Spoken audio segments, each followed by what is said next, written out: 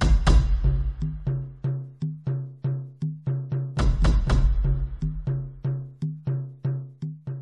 am Gbolahan. I actually worked with the late Chief Omolade Aderiye, who happened to be the owner of a transport company in Ekiti. The name of the transport company is Aide Transport Company. So the company started in the year 2010 and 2011. After the so-called primary that actually produced the person of Dr. Aide Peter Fayose, my late boss, in person of Mr. Chief Omolade Phillips Aderiye, had no choice than to pinch his tent with the winner of the primary. So he was actually working for him, he worked for him, and to the best of my knowledge, Dr. Aide Peter Fayose recognized him and has always been sending him on different errands, be it political or otherwise. He has been sending him a lot of errands in mobilization of people for political rallies, and at times in gathering, because then my late boss, late Chief Phillips Omolade Aderiye, was asked to serve as the chairman, Security and Mobilization Committee under Aide Fayose campaign organization then. So when he was doing well. So we were doing fine, and he was actually working for Dr. Aide Peter Fayose for the gubernatorial election. And he actually worked for him, and along the line, we were doing fine until that very day, that fateful day. And that was on September 25th, 2014. That was the day, that was the D-Day. That was the day I can never forget. Prior to that day, on September 24, 2014, my late boss, in person of Chief Omolade Phillips Aderiye, called me later in the evening that Gbolahan, because I was working for him as his personal assistant then. So he called me, he said he has been told to mobilize drivers and some artisans to the court of law at the Ajayi Park in Ekiti here, that there is a court proceeding that ought to be disrupted, and that people, the judges ought not to have, the judges must not sit for their case. Who gave the order?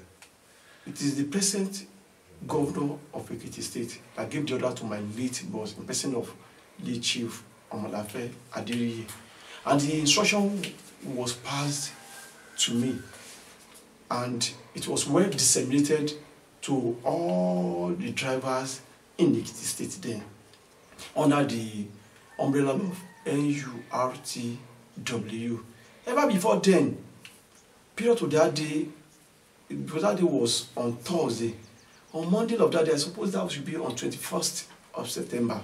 We had been in the court, and the proceedings in the court were disrupted by some people, can I say thugs, political thugs, hired by the people that we actually don't know their agenda.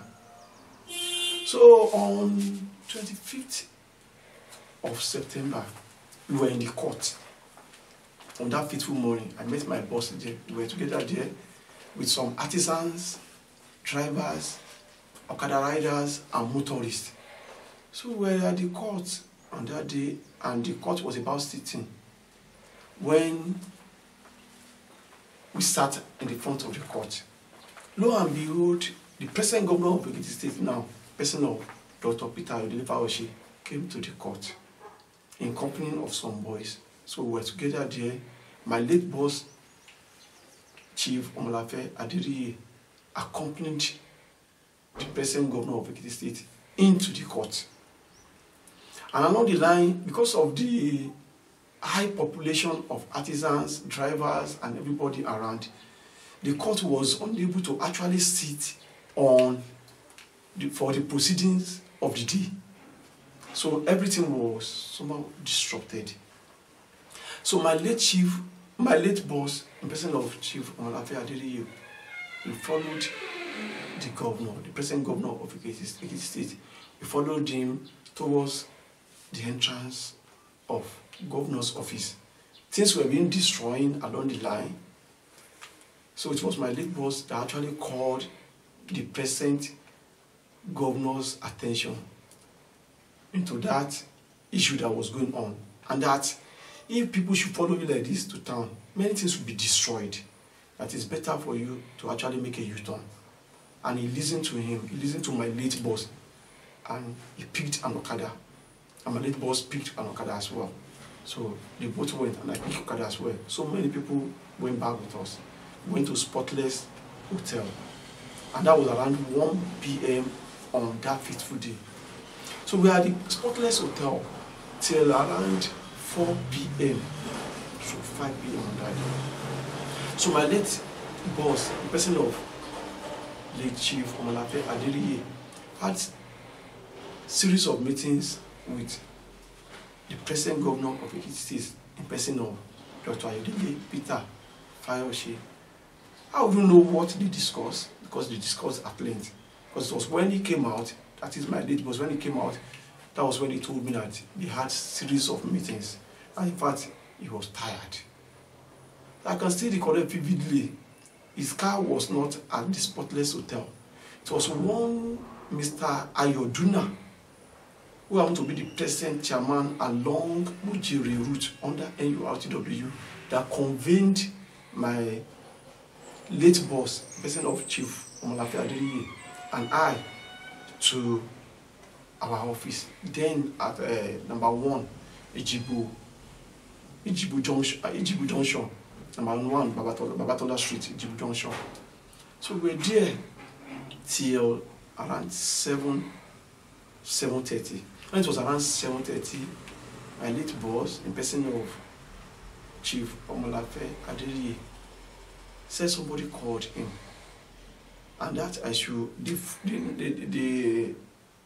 so-called time on his phone was not correct, that I should adjust it for him. I took his phone and adjusted it. It was around 7:30 p.m. So when it was around 7:45 on the dot, the person that called him initially was asking him, because anytime an important personality called him, there is a way he used to react. He was always happy. He would always say it in Yoruba language, in Adu dialect, that away, that has been the way he has always been reacting. So this man in question that called him, I don't know. And the funniest thing is this, it wasn't, when it was around 15 minutes to that time, a particular vehicle, Passat Volkswagen product, black in color, parked in front of the covert of that office. 2 men came out. They were young men. I think their ages should be within the range of 25 to 30. They were all cladded in black color, in black garments. So the first person that came out with a gun and shot at him. And when he shot at him, the man was on the floor. Then, I couldn't say whether I was still alive or I was dead. Because the sound of the gun made the younger brother to late Chief Omolade Aderiye to took to his ill. He went away. It was only I that was with him, with one Adeyemi, who happened to be the present chairman along Irije route under NURTW then. Under NURTW now, that was present there. And that man rolled into the gutter. I was on the floor. My late boss was on the floor. But when they were shooting him, The canister that was coming out from the bullet was even hitting me. So I was unconscious, so to say. So it was when those people killed him and they went away. He was like trying to say some things out. He couldn't say anything. So I was looking at him. He was in the pool of his blood. I couldn't even understand what was going on. Not until one particular lady beside our office there, her name is Yabo or something, one fat lady like that, that came to the scene and started shouting that Daddy has been killed, Daddy has been killed, because he was only called Daddy. Daddy has been killed before I actually come back to life. That what really happened? Has my boss been killed? I had to be in court, all because the third day, that should be on 27th through 28th. I suppose it's supposed to be on 28th. We were invited by the police authority at the state headquarters. Because on the day of the incident, the CP came to the CP of Ekiti State then, in person of either Taiwo Lakano or something of that nature. I think his name is ranging between Lakano and Taiwo. He met me at the teaching hospital. And he was telling me that, PA, and your boss sent me to me this morning. I said, yes, because the CP was at the court in the morning. He was so familiar with my late boss, in person of late chief Omolade Aderiye. So they were always talking, they were in good time. So he was like petting me not to cry and some other things like that. So we later went back to the scene of the crime. So his boys were the one picking the bullet, I think the canister on the floor.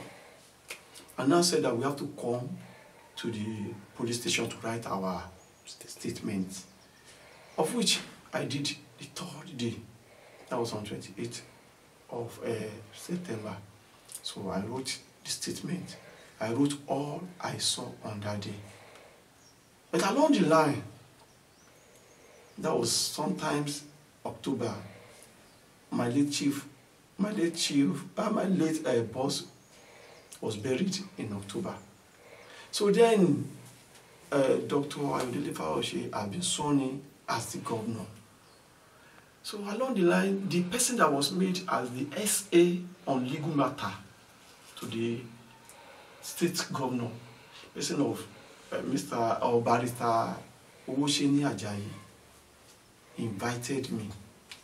And this late chief's younger brother, person of Wale Ibijapo, he invited us to his office. We were in his office. He told me some things I will never forget. And everything was well recorded. He never knew I recorded it. He said, and I quote, "The statement you wrote at the headquarters, police headquarters, is not enough to indict these people that we are looking for." I was surprised that who are those people we are looking for? The statement I wrote was that I never knew those people, the assailant, those people that came to kill my boss, and true to God, I never knew them. He now said the statement you wrote at the police headquarters was not enough to nib in the bud those people they are looking for. Then and there, he handed over a particular list to me and said, "This is what my boss wanted you to do." Said your boss, said, "Is that a directive from the Mr. Governor that you have to say an in-laws van was parked in the front, at the opposite side of your late boss office, and the occupants inside that inside that in-laws van are Chief Olabiwanu Joseph, aka Metilo. The Aide Ajayi was the one that drove the in-laws van, and inside the in-laws van, apart from the Metilo, Chief Joseph Olabiwanu that sat in the front, and Aide Ajayi happened to be the driver, that one Mr. Oshofarotimi was sitting directly behind that driver, and in between them was Mr. Shola Adenijo, aka Sula. And at the other end was this person he called Mr. Shola Drudola. And that when those people parked at the other side of the road, a particular Volkswagen Passat Saloon car came to a halt in front of our office. And the person that came down is no other person but Mr. Soji Adesokon, aka Jaru. Mr. Adedeji Adesokon, aka Jaru. That he was one that actually put the trigger on my late boss, which was never like that. And that one Mr. Adedipe Adeniyi, aka Akpashe, was behind him. And all these are fictitious stories. They are fabrications. It was never like that. The original copy of the first statement I wrote at the police headquarters is still very much available with me. And the prosecutor in charge knows this very well, Mr. Awisu. Wherever he is, he knows I'm saying the truth and I'm saying the fact. So Mr. Owoseni Ajayi said we should write the statement today. He called on the DPP to bring the file. Our initial statement were taken and torn into pieces, into shreds, and said we should. We wrote another statement in accordance to the directive of his boss in his office, and everything was well recorded on that day. Thank God for God that I never knew it would go to this extent. I just pleaded for reverence in life. So that was why I had the original copies with me. And thank God, when we left the police headquarters for the statement, for writing of the statement then, during the first time, we went straight away to the DSS along this new EE road. If we are going towards Central Bank in Ekiti State. So we went there to write the statement as well. So I wrote the verbatim, the same thing I wrote at the police headquarters at the DSSS. The statement is still there.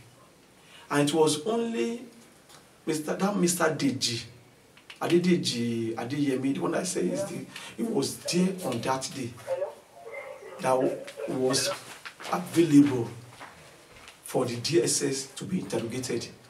And I was interrogated as well. I wrote my statement there.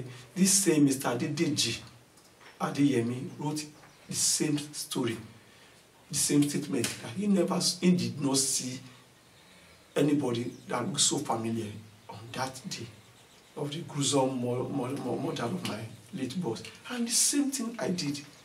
Not until that day when Mr. Owoseni invited I myself, one Mr. Wale Bidakpo, who happened to be the younger brother to the late Chief Omolade Aderiye, and who was actually managing the Ade Transport Company for my late chief then. He said that this is the directive of the governor, that we have to write it like this. I was flabbergasted, I was surprised, I was amazed. There was nothing I could do. It was even threatening, saying this is what you have to write. It was like coercing me, it was like mentoring me, tutoring me on what to write. And he said, if I don't, that my name will not be in the good book of Mr. Governor. And I was scared. So I have to listen to him, and I wrote the statement in accordance to his wishes. And on that day, this same Mr. Owoseni Ajayi, who happened to be the present Attorney General of Ekiti State now, and the Commissioner for Justice, said, and I quote, that since his PA, in person of Aderiye Olayinka, the first son to my late boss, his PA has been made to be his PA. Now said, since this person is now my PA, that governor said it should as well be inculcated into one of the witnesses, that I have to explain everything to him, of which I did. And I was like thinking of it, that isn't this impersonation? This guy was at Ikere on the said day. He never knew what happened on this fateful day. I actually called him that very evening when we were at the hospital. Remuneration, so to say, that Mr. Owoseni Ajayi promised me was that if I go ahead and nail this suspect in the board, is that I will be made one of the supervisory councillors at the local government level, that I should just go ahead and get them nailed, that the sledgehammer has been given to me, that the next thing is to eat their head. It is because these people that are being indicted did not support him, and they had once worked for him when he was the governor during the first tenure of this particular man in his office.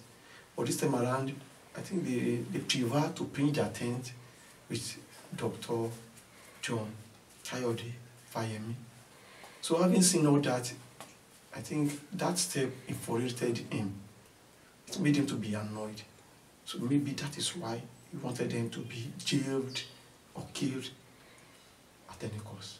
There have been threats, there have been different callings, there have been different threats on the phone. In fact, what kind of threats, and from who particularly? From people that are loyal to him.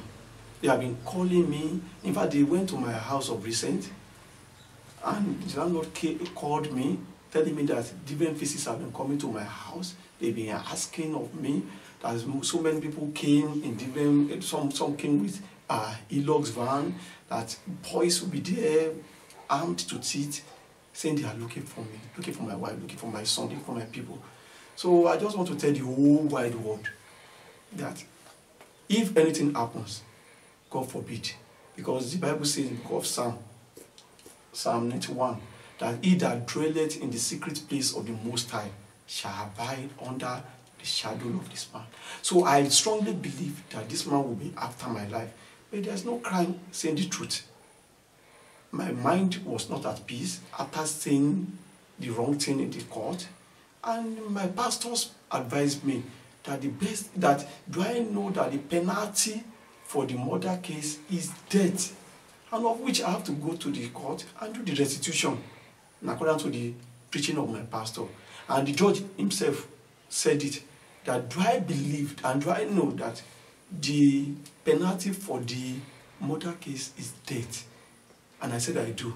And that was why I went there to do the restitution and clear my conscience. All I wanted is that the mystery behind the death of late Chief Omolade Aderiye should be unraveled by the NSA, AIG, IG, Director General of SS, and that this political killing should come to a halt. Many people are gone down the drain just like that. Many have been sent into their early grave just like that. So what is actually the cause of this of the killing of my late boss?